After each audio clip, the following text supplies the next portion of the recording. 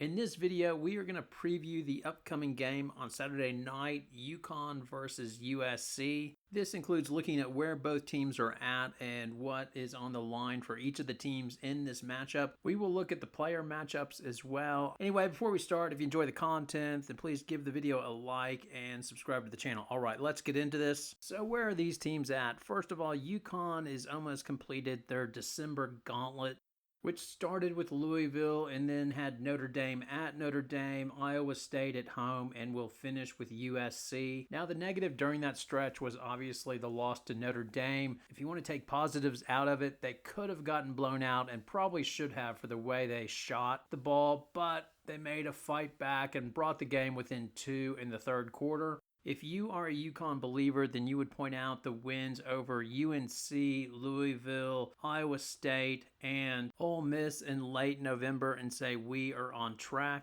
If you are a skeptic, then you would say those teams are overrated, and the only real team UConn has faced was Notre Dame, and they lost by more than 10 points.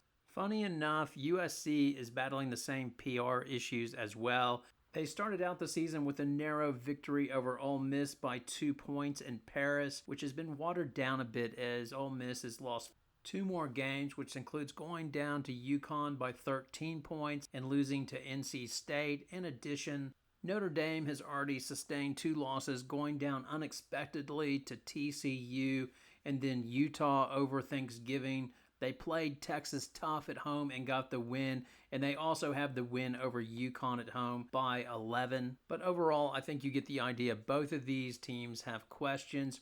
With USC and UConn, they're both being hit by the injury bug. USC, they lost Kennedy Smith prior to the Notre Dame games with an unspecified injury that she had to have surgery for. They say she will potentially be back before the end of the season, but we don't know what the injury is. It seems like it's like a knee and a meniscus, but that's total speculation on my part. But that is the only type of injury I can think of where there would be a timeline for her to return, because meniscus is usually about 4 to 6 weeks. And then you can return to live action and start building up your minutes, but to be determined.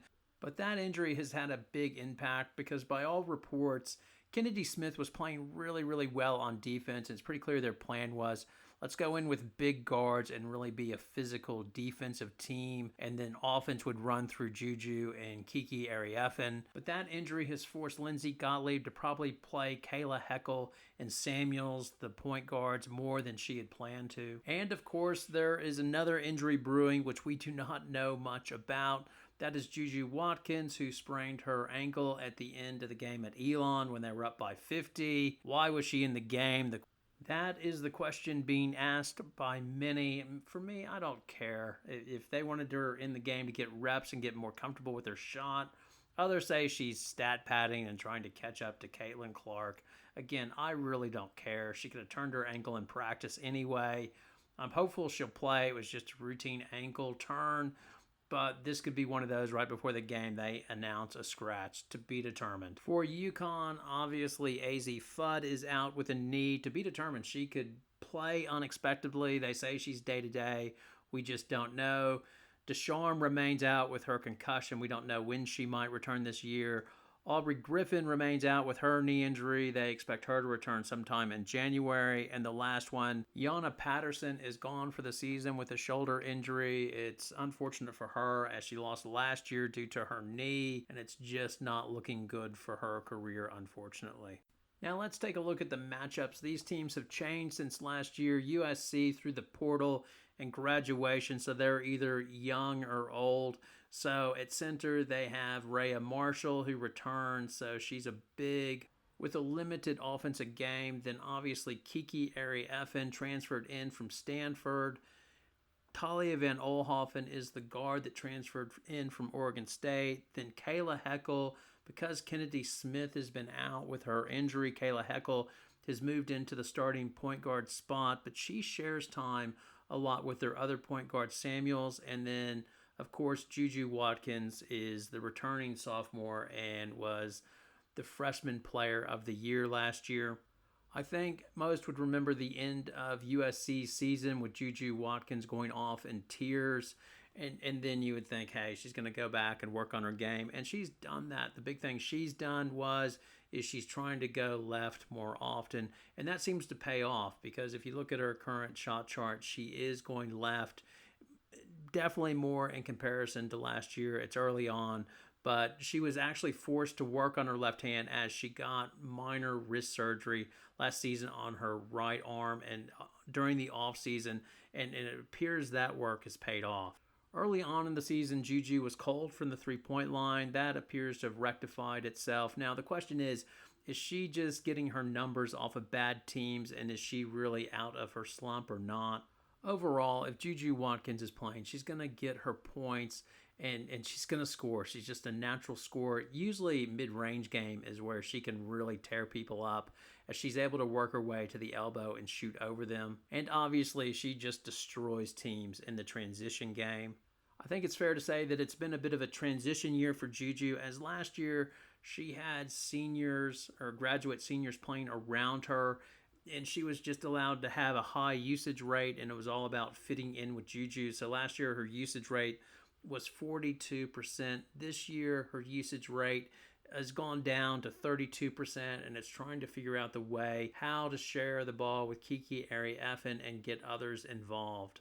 And with the portal transfers, that is tricky, as Kiki Arieffin, her usage rate at Stanford was 33%. The other one, Talia Van Oelhoffen, she was the primary ball handler at Oregon State, and her usage percentage there was 24%, and now it's at 17%.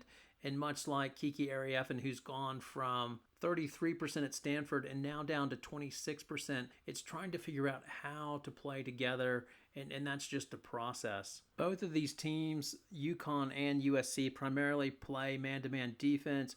I suspect it'll be Marshall on Ice and Ice on Marshall, Kiki Arieffin on Sarah Strong, and vice versa, TVO on Shade, Kayla Heckel and Chin matching up, and Juju Watkins on Page, which should be a very nice matchup. Now, I could see these switching up a bit. I could see TVO going on Page or vice versa, just trying to keep both of those players out of foul trouble. The other one I could see is Ice matching up on Kiki Arieffin and Strong on Marshall, just to try to keep Strong out of foul trouble. And then maybe when El Alfie checks in, Strong moving on to Kiki Arieffin. Looking at this on paper, I would say USC has the advantage in the front court with Marshall and Kiki Arieffin on Ice and Strong. Well, that depends on Strong. I mean, Strong, if she goes off, can dominate, but that's the question. Will they hold up inside on the boards? In the backcourt, I would give the advantage to UConn, as I think Shade will hold up just fine against TVO. In addition, I think Chin will have the advantage on Heckel because she's a freshman.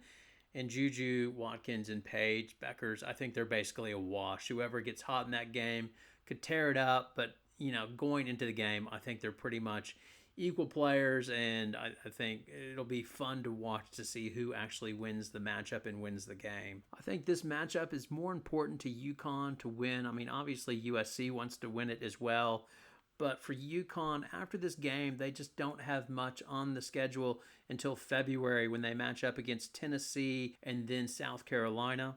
And of course, that's due to the Big East being so bad and just not offering good enough competition. Whereas USC has the chance to continue to build over the month of January and February, going through the Big Ten for the first time, which will include matching up against UCLA twice. If I was going to put money on this, and I wouldn't until I knew what the status of Juju Watkins was, if she was out, then I would definitely put money on UConn and maybe even the college fund. Hey, don't put your college fund on there.